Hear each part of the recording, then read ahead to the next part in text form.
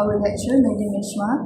So today we will be talking our discussion about digital tools and digital citizenships. For our continuous assessment, the Tslb 114 English language skills in academic context.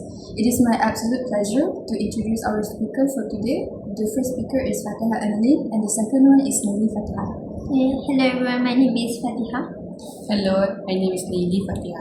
Okay, so let us begin this discussion on what is the actual meaning of digital citizenship. So we heard a lot about digital citizenships, but do we really know the deeper meaning of the digital citizenship? So what do you guys think?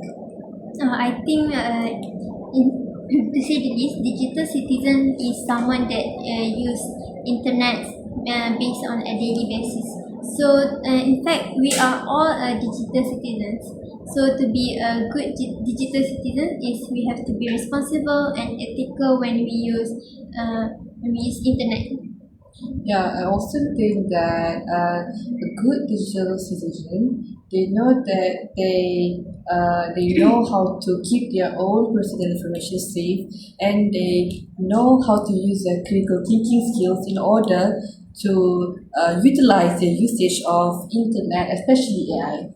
So, from their point of view, a good digital citizenship would require a person to respect others online, meaning that they don't just respect their own personal information, but they also respect others' information. They don't integrate in others' information.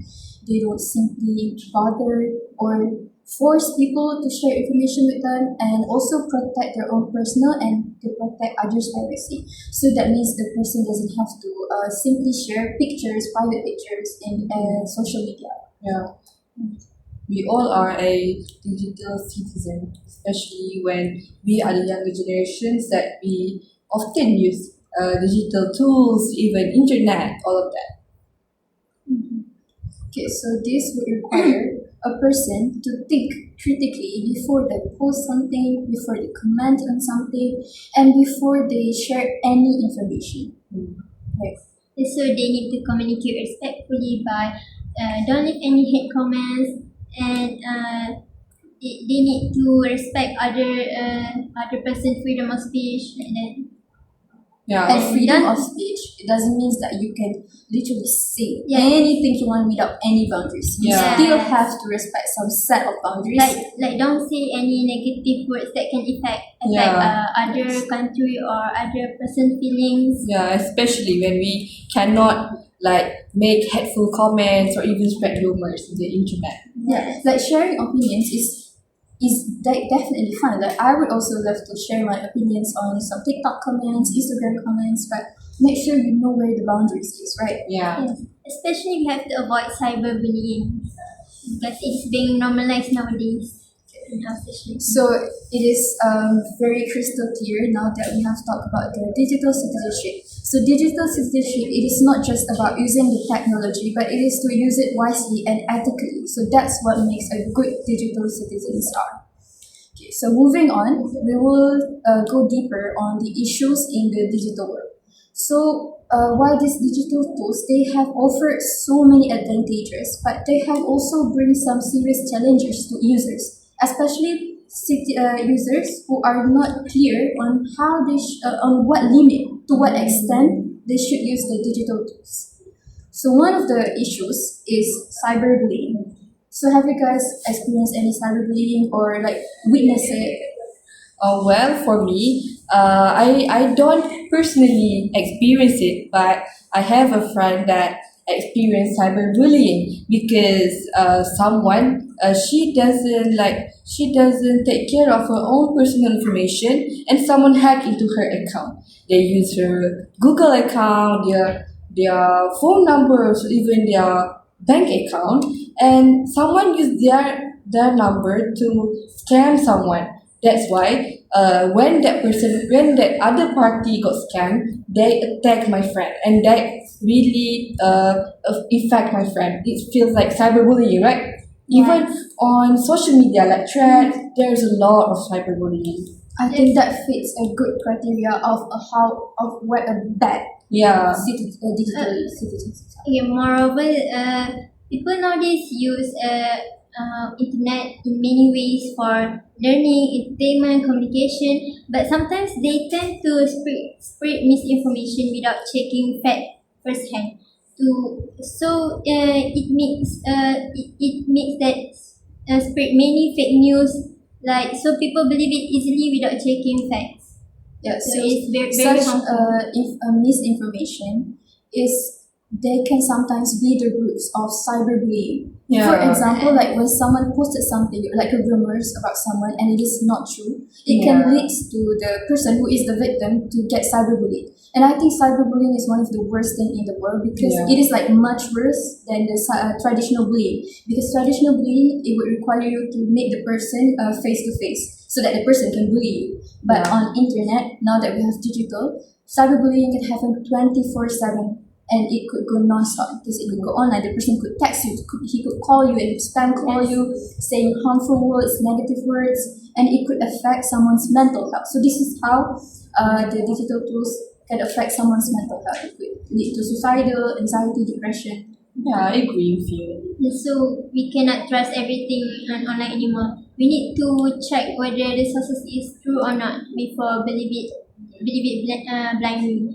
That's why having a ethical awareness among digital citizenship is important because everyone has to think before they act, has to think that if their action will affect other people, right? Yes. Yes. So that you have to think and you have to filter anything that you want to post or anything that you would like to read.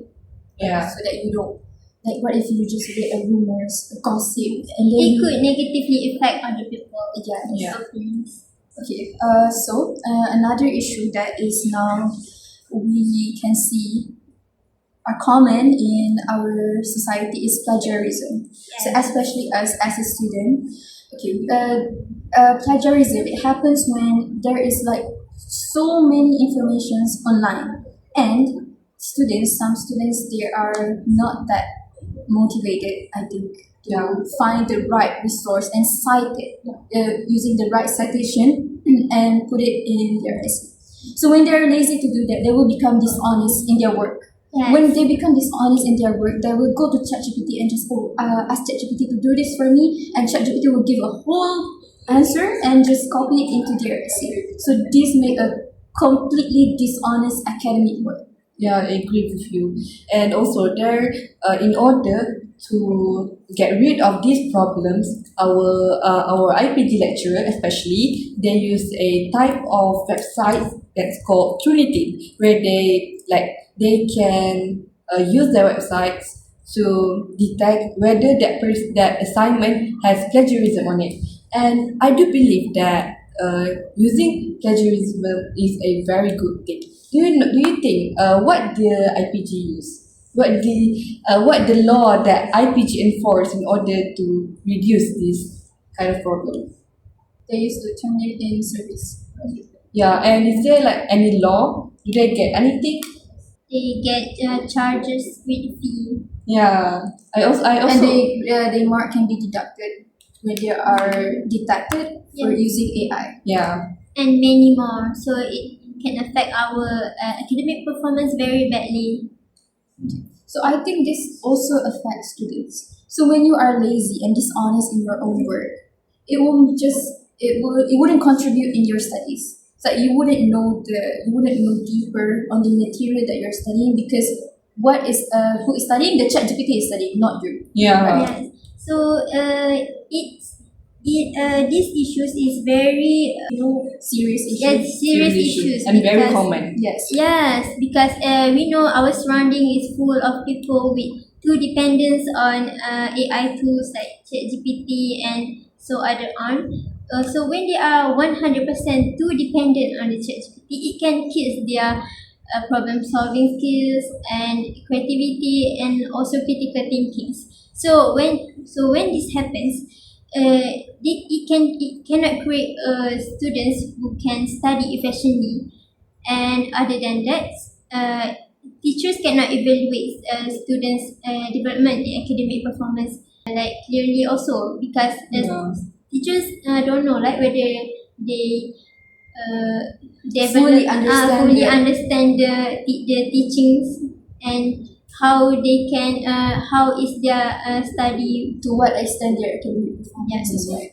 So when the teachers they are not sure, they will also be not sure of how much they should give How in they their should lecture. they should teach, what teaching way is suitable for the students, because every students learn in a very different way. Some students learn by visual, and some students good at memorizing, and some students good at listening. So these are like the negative effects or like the cons of digital tools. Yes. But of course, in cons there is a pros. Okay. So like there is also a good side of AI in education field. Of course. So what do you guys think about the good usage of AI tools in the education field? Oh well, AI tools. For me personally, I use AI tools like ChatGPT in order for me to I just copy paste my any answers from tutorial that any question from tutorial that I don't understand. I just copy paste, and then that tools will help me understand. They will explain to me clearly. And when I'm doing my assignments, I don't understand what I'm doing, so I will ask the same platform, and they will tell me that what I have to do, and any even any explanation, or even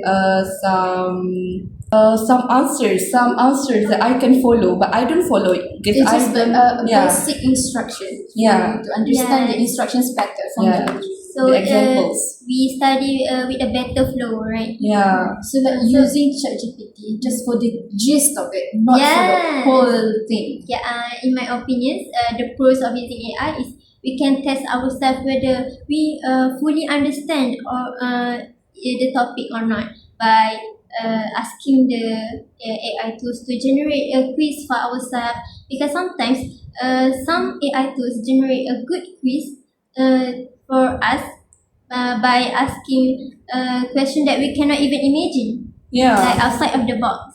Yeah, especially I usually use website like Gemini, Yeah. Notebook LM, or even the Nearpod. Yeah, we can personalize what we want about any quizzes, anything that we can draw, questions, or even we can use it as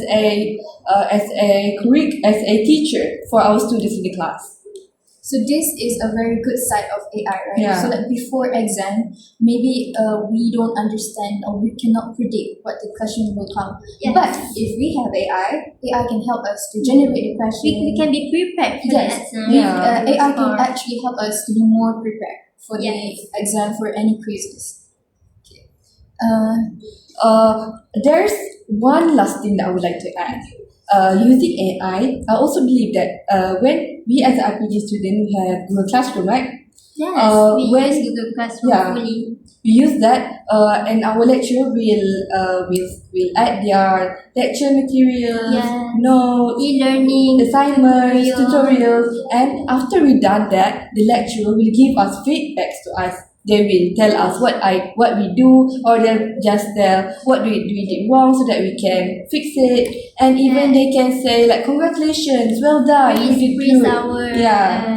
assignment. I think that's really motivated me. So we can as a student we can instantly Yeah. recognize what is our mistake and what we should improve in our work.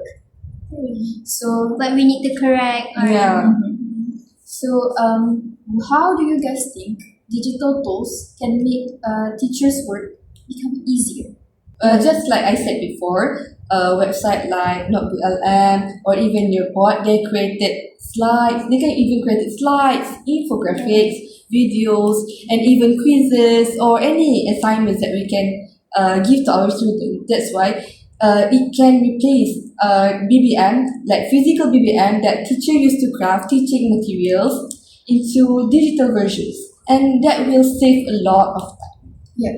So Like, when it is very hard to grab students' attention sometimes. So with the the AI tools, creativity of AI, creativity of AI, they can create teaching materials that is very pleasing, visually pleasing. Interactive. Yes. so this would save a lot of time. Yeah. But not just time, but also would save money. Yeah. Because BBM would require teachers to buy, like papers, Yes, colorful yeah. papers, some cute stickers and all that, just to Crafting, attract the student. They have to craft to attract the student. But when they have AI can just be generated visually on the laptop, and they can put it on the LCD in the classroom. Yes, it really helps education. I think for today's generation, for kids in now generations, like the generation Alpha, yes, I think they like it better in this way instead of the traditional BBM. because this also the teacher can send it anywhere by online, right? They don't need to hand it physically. Yes, so this would also save the paper, save space, and a lot of advantages. Okay, so moving on, we are now very clear on the flow of pros and cons of digital usage. So like the pros would be saving teachers' time, you can instantly gain feedbacks, and the cons is that cyberbullying, plagiarism, misinformation. So moving on, we will see another critical aspect of digital citizenship. It is about understanding the digital footprint and the digital identity of a user. So what do you guys think? So what is your view on the digital footprint and digital identity? So everything, every actions that we leave online, can leave a permanent digital footprint that can be seen by our teacher or our future students, our family, and other netizens. So we need to be mindful when we post something, post comments, or even share our daily activities.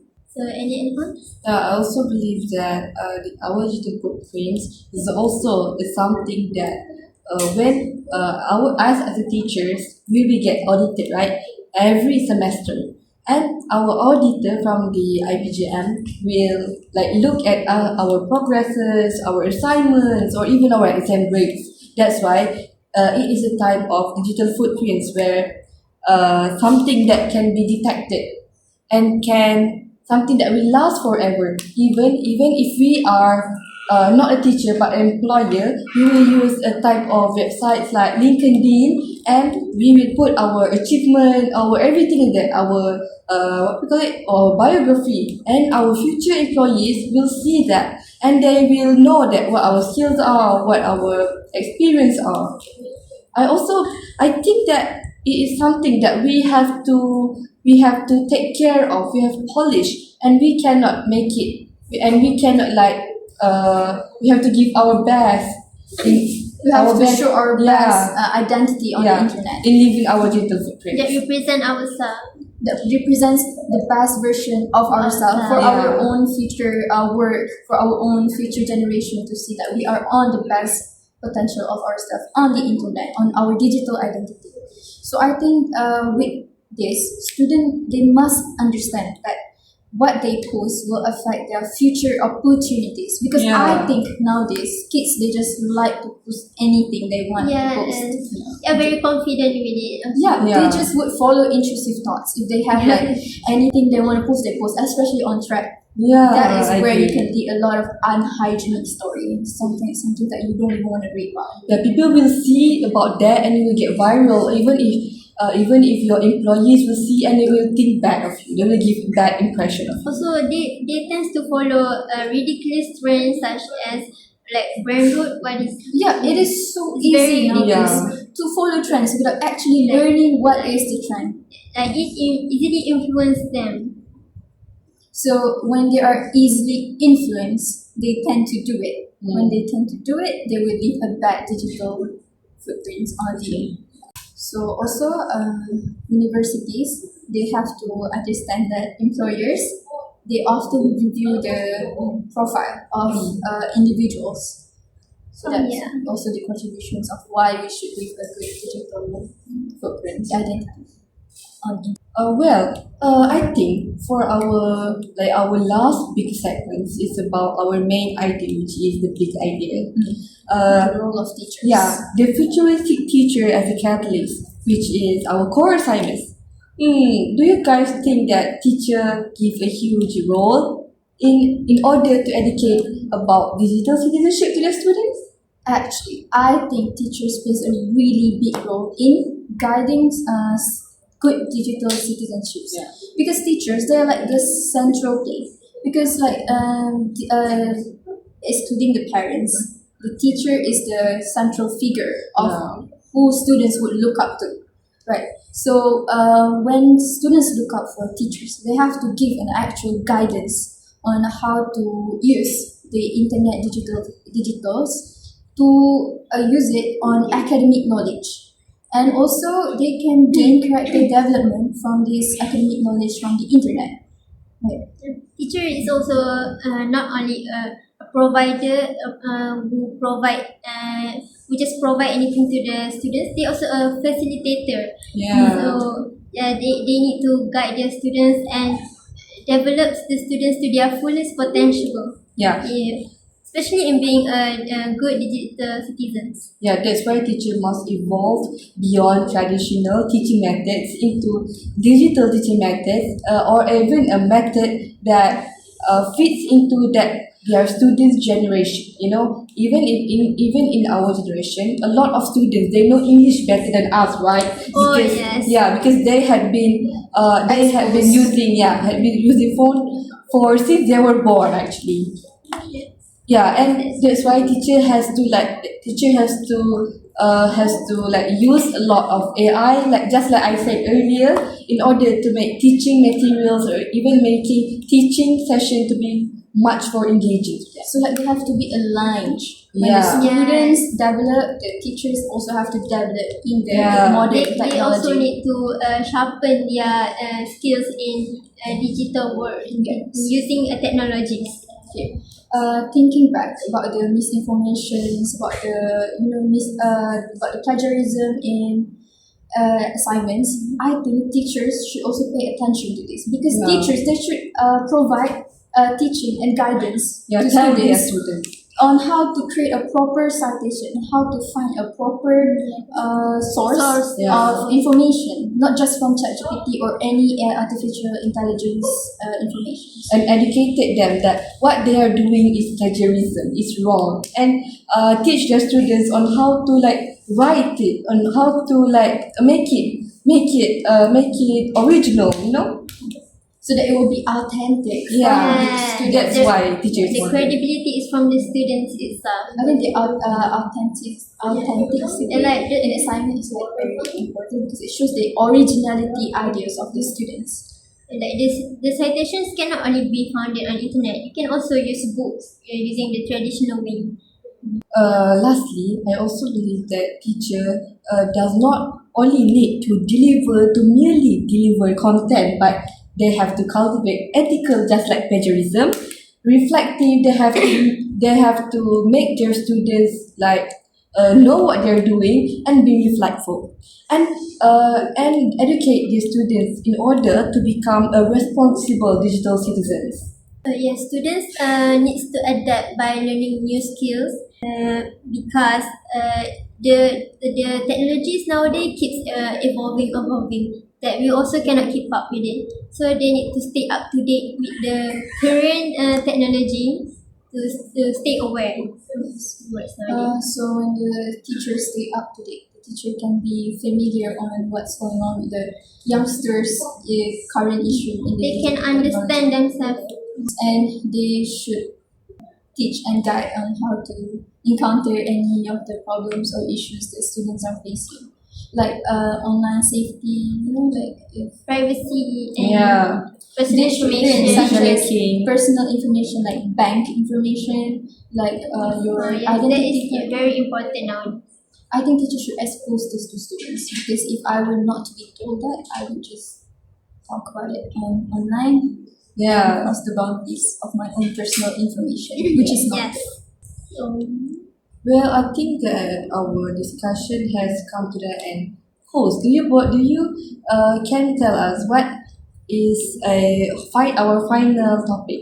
Okay, Conclusion. for our conclusion, we are going to simply view that this how digital tools have revolutionized Yeah. our education, and it has opened doors to limitless possibilities and potentials of our future generations. Yeah, that's why digital citizenship is no longer optional but is a must. And essential. Yeah, Yes. in every types of age groups, especially our younger generations.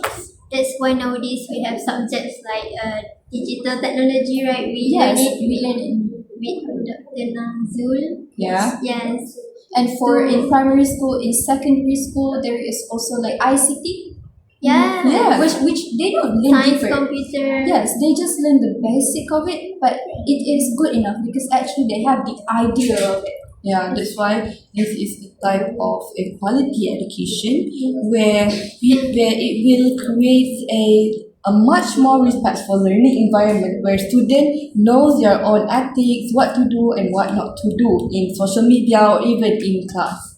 And we can see nowadays that on-demand job right now is AI field. Yes, AI field and technology field. So based on that, we can see that it's very important, not for the students, not for the teachers, but for the country and the society itself.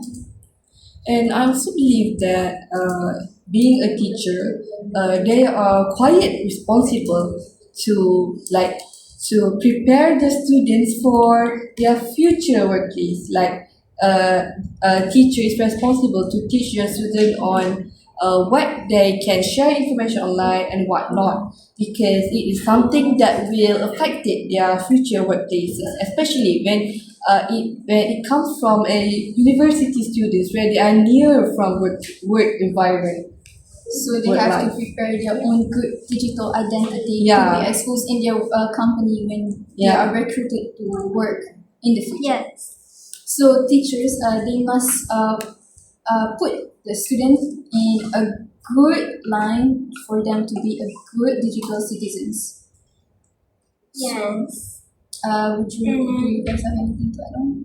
And as we know, studying is ongoing. Like it is continuous in our life until we die. We need to continue to learn. Yeah, So- I agree with you. By continuing to learn until the end of our life, we can achieve a lifelong learning Yes, that can lifelong shape learning. the quality education of quality education. Quality education Well- and quality students. Yeah, well, I would like to add that even teachers must have a good ethics, because teachers is the educators that educated our students. That's why being an IPT students, we have to like Show good example. good examples, and we have not do any bad things like misinformation, spreading rumors, or Especially even cyberbullying. yeah, and Teachers should not be involved Yes, in cyberbullying. agree and do plagiarism. We Yes. have to stay original. Because teachers can be a role model for their students. So that Yeah. you can inspire They our students in the inspire their future. students. So, do you guys have any last word on this? So being a good digital citizen is important Yeah, for our nation. Not just for ourselves, but for the society itself. for the younger generations, Yes. we are the one that educated them besides their parents. Yes. So, as we come to the end of today's discussions, let us reflect on what we have explored. So, we are very clear that digital tools is a very powerful tools that connect us, they inform us, they transform us to learn and teach. But we also understand that technology alone, it does not create the progress, but a responsible teacher and a quality teacher is what makes a good citizens. Yeah, Yes. the improved one, they improve it. Yes, and we have also discussed about the importance of digital footprint and identity, work opportunities, right? Okay, so every online it shapes our personal and our professional future. So therefore, we should guide our student to build a positive and responsible digital to be present. Yeah. Yeah, so that's the end of our discussion for today. Thank you for all of the time that you spent to listen to this, and have a wonderful day. We hope everyone have a good understanding on digital citizenship and AI usage, and that we can utilize it as a future teacher in the future. Thank you Thank for you, paying everyone. attention. Yeah. Bye. Good night.